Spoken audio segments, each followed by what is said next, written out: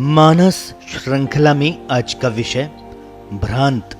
जीवन में अनेक बार ऐसे अवसर आते हैं जब व्यक्ति को कोई मार्ग नहीं सूझता अथवा उसके सामने अनेक मार्ग होते हैं। ये समझ में नहीं आता कि कौन सा मार्ग चुना जाए। कुछ लोग संकल्पवान नहीं होते, उनका मन सदा विकल्पों में ही लगा रहता है। दिशाहीनता का ही अर्थ है कि व्यक्ति भ्रांत है, किम कर्तव्य विमूढ़ है।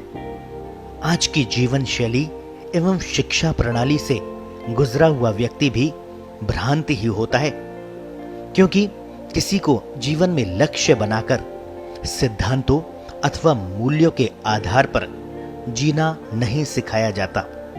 मन को संकल्पित करना भी नहीं सिखाया जाता। जीवन में क्या लक्ष्य लेकर आया है, क्या बनना है, पता नहीं होता। जो ज्ञान वो शिक्षा में अर्जित करता है वह उसे जीवन में संघर्ष करने की क्षमता नहीं देता। नौकरी या पेट भरने के अतिरिक्त वह जीवन के बारे में तो भ्रांति रहता है। न वह शरीर को जानता, न बुद्धि और मन को। आत्मा की तो बात करना व्यर्थ ही है। कर्मफल और पुनर्जन्म के सिद्धांत की चर्चा करने का भी कोई अर्थ नहीं। मन में उठने वाली इच्छाएं, इंद्रियों का मन के साथ व्यवहार, कामना का पैदा होना, विषय के साथ आसक्ति का भाव बढ़ते जाना, मन की चंचलता के कारण प्रवाह में जीने का अभ्यास, शरीर और बुद्धि की कामना पूर्ति में भूमिका आदि कुछ ऐसे क्षेत्र हैं जीवन के जिनको समझे बिना व्यक्ति किसी व्यक्ति विषय को यथार्थ में समझ ही नहीं सकता। तब हर स्थिति में वह भ्रमित रहता है। उसके निर्णय सफलता का मार्ग प्रशस्त नहीं करते। बात बात में वह विचलित होता जान पड़ता है। इसका कारण भी आसक्ति ही है। इसके कारण इंद्रियां मन को मथने का कार्य करती है और बुद्धिमान पुरुष के मन को बलात् हर लेती है। ऐसा गीता में कृष्ण ने कहा। गीता के द्वितीय अध्याय के 62 एवं 63 श्लोक इस दृष्टि से महत्वपूर्ण हैं कि वे आसक्ति के प्रभाव का एक क्रम बताते हैं। ध्यायतो विषयान् पुंसः संगस्ते शूपजायते, संगात्स जायते कामे, कामात् क्रोधो अभिजायते, क्रोधात् भवति सम्मोह, सम्मोहात् स्मृति विभ्रमः, स्मृति भ्रंशात् बुद्धिनाशो, बुद्धि नाशात् प्रणश्यति। इनका शब्दार्थ है, विषयों का चिंतन करने वाले पुरुष की उन विषयों में आसक्ति हो जाती है। आसक्ति से उन विषयों की कामना पैदा होती है। कामना पूर्ति न होने से क्रोध उत्पन्न होता है। क्रोध से अत्यंत मूढ़ भाव उत्पन्न हो जाता है।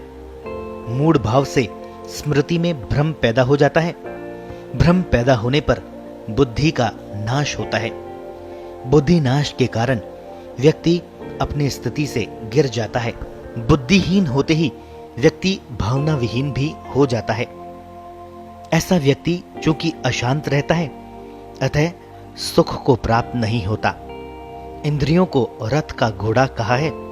इनकी लगाम मन के हाथ में होती है। बुद्धि को सारथी कहा है और आत्मा को रथी। आत्मा कुछ करता नहीं है। साक्षी भाव से देखना और जानना इसका धर्म है। बुद्धि ही इस रथ की दिशा तय करती है। यहां यह भी उल्लेखनीय है कि मन की दिशा शरीर के बाहर और भीतर दोनों ओर रहती है। बुद्धि ही मन पर नियंत्रण रखती है। इंद्रियां प्रतिक्षण मन में कामनाओं को पैदा करती रहती है। अनियंत्रित मन विषयों के पीछे दौड़ता है, चिपकता है या आसक्त होता है। इसको विषय से हटाकर भीतर की ओर मोड़ना, दबाव से नहीं समझाकर, ताकि भविष्य में ये समस्या फिर न उठे, बड़ा दुरूह कार्य है। साधारण बुद्धि ये कार्य नहीं कर सकती। तब हम धियो यो नः प्रचोदयात् धी मांगते हैं।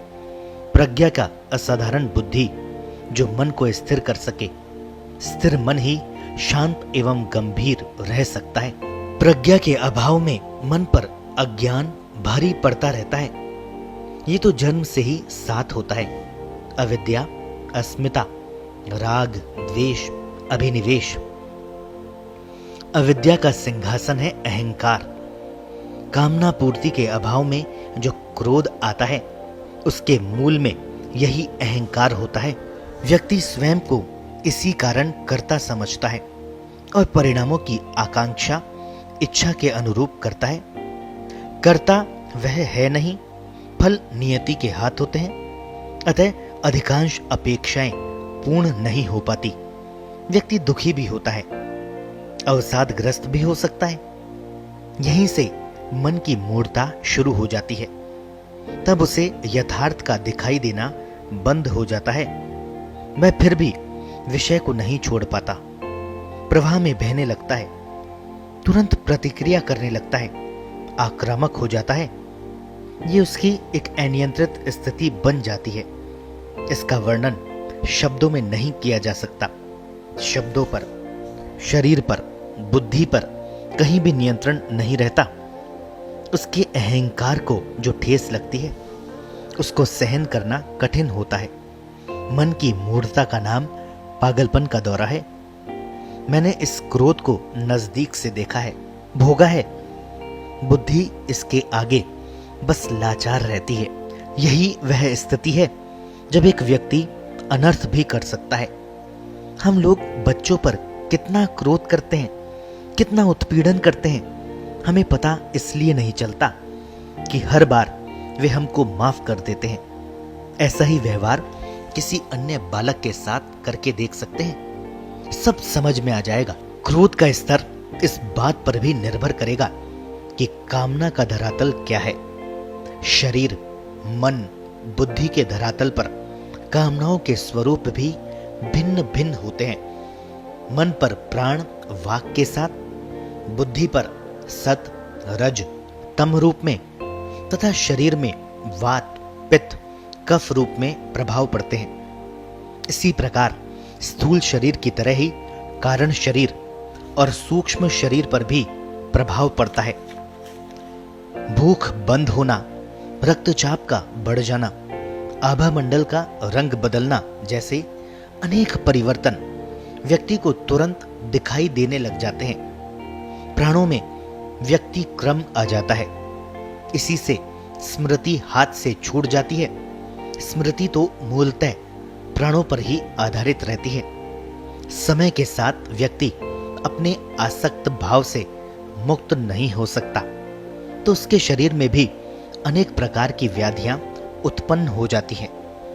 स्मृति पर अहंकार हावी रहता है। वह हर स्थिति में स्वयं को ही सही सिद्ध करता रहता है। यही बुद्धिनाश का मार्ग प्रशस्त होता है। व्यक्ति प्रवाह पतित हो जाता है। जैसे कि कोई शराबी सारे दिन शराब पीकर पड़ा रहे, ना कोई सुध-बुध, ना कोई काम। शराब को छोड़ना भी उसके लिए आसान कार्य नहीं। घर वालों के साथ क्या करेगा सोचा जा सकता है। वह स्वयं तो बेकार हो ही जाता है, उसका मन भी मर जाता है, भावना मर जाती है। तब जीवन में रह क्या जाता है? शायद इस हाल में भ्रांत शब्द भी छोटा लगने लगे।